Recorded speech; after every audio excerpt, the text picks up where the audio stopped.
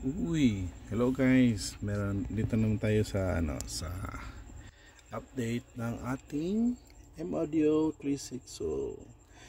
Medyo busy ang katek nyo kasi maraming akong minodify na CA100 ng Kiki. Now, after work, paunti-unti ko siyang tinitira o tinatrabaho. Yun lang. So after work lang talaga. And now ito yung update. So from grounded bridge, ginawa ko siyang class H. Yan. Ito yung main amp. So ayan. Ito yung board na ginawa ko precisely for this amp. Ayan. So ayan. So lahat ng holes niyan is pasok talaga yan. And this is to show that legit. And pwede siyang i-convert yung grounded bridge into class H using the parts of grounded bridge design and converted to this. Now bakit ko kinonvert? Pwede naman repairin. For me, mas madali i-maintain yung class H lalo na sa mga ganitong design, and bihasa ako. And nakita niyo naman yung video ko sa mga recent videos about M-Audio. Sa awa ng Diyos, nare-repair naman tayo. And may napansin lang ako is that siya, bali time consuming, kasi yung driver board niya i-repair mo pa, yung output board niya i-repair mo pa, yun, may stepper pa siyang nakaseparate. So the testing was very complicated, pero kaya naman gawin. Yun nga lang, mas confident ako sa mga ganitong design, mas madali siyang i-repair. Yun lang yung main reason. So kung sa M-Audio versus like this, it is very efficient in terms of repair or after services, diba? After i-service. Yun lang, ang problema is kailangan mo ng additional transformer for the blowers and the relays, diba? Sa protection. Saka yung merong soft start dito, so naka-link siya sa blower. So if any case may high current sa system, is that hindi siya mag-trigger doon. So yan. I mean naka-link siya sa blower itself. Okay? Now, ayan. So turning on, meron pa ba tayong nga pala yung stepper niya at saka yung MOSFET, tinanggal ko dito. At yung regulator, yun pa rin yung ginamit ko sa input board. Yung nga lang, yung ganitong design, yung sa M-Audio is mababa yung gain, so kailangan mo talagang i-modify to. But for me, this one, I just make it stuck. So si owner na lang yung magpapalakas, o gagamit siya ng additional gain enhancer ng mga device, yan, like audio distributor or something like that. And here, i-on na natin si M-Audio. Yan, ito naka series bulb tayo for safety. Yan, so yan lahat is functional. Signal hanggang sa clip, so it's functioning. Yan. So yung clip niya, see, very strict. Yan. Ilaw yan. Yan. Ilaw niya.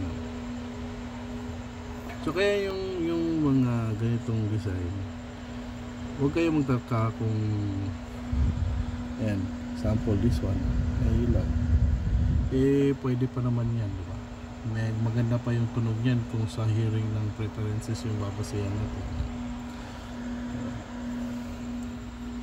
na wala tayong limiter nito kasi ayoko maglagay ng limiter para mas malakas talaga yung hatak sa base.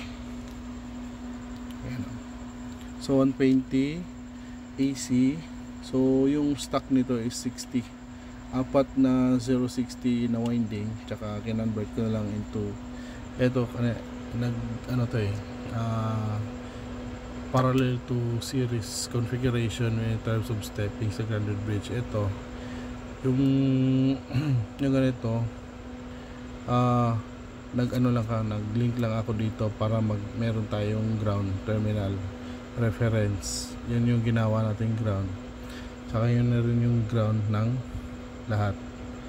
And ito yung low rail, tsaka ito naman yung high rail. Yan, low, high. Yung original kasi ito lang yun, nag parallel and series connection lang talaga yung apat na to and separated yan from this channel to this channel. So separate ngayon, isang buong power supply na talaga siya in terms of filtering, kasi class H tayo. So makikita nyo yung yung stepper niya maganda, oh. So yun yung accuracy ng clip indicator. Ayun, no? Ganda. Okay. Yan yung update. And this is to prove na ayos na siya. And yung supposed to be kukunin na to ni customer eh. And yung problema is nagka-encounter ako ng problem na meron siyang humming. Pag nilagay ko lang yung may konting humming pag walang blower, pero pag nilagay ko yung blower, ayun na, yun lang. Ang lakas talaga ng humming, yung kahit meron na nasa 5 feet away ka, dinig mo. Ayan. Wala ba music?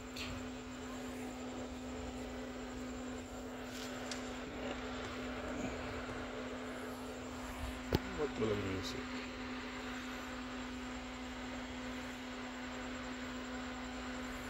Kahit nasa malayo, dinig na dinig talaga. And ito lang music. Yun na, wala na yung yung problema. Direct na lang ko. Baka hindi nag-trigger. Oops, almost.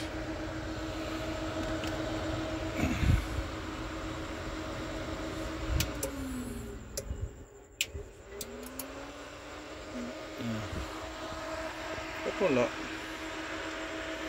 Ay. Di ba ito naka-on? Pause ko muna. So ayan, nalito ako. Kasi sa Emojo pala is dito yung channel 1 at ito naman yung channel 2. Yung naka-parallel tayo. So ayan. Okay na siya. And gumagana nga pala yung bridge nito. Bridge parallel stereo mode. Gumagana na. And ayan, kung pause ko yan. Pause. Naka-pause. No more humming. Only you can hear only na yung blower lang. Diba? So problem solved. Yung fixing lang is the layout. Meron lang akong modify sa layout. And yung nakabili sa akin, just PM me. I will teach you how to fix the problem with this layout. Sobrang dali talaga. It will not take you 2 minutes to solve. Okay, so that's it for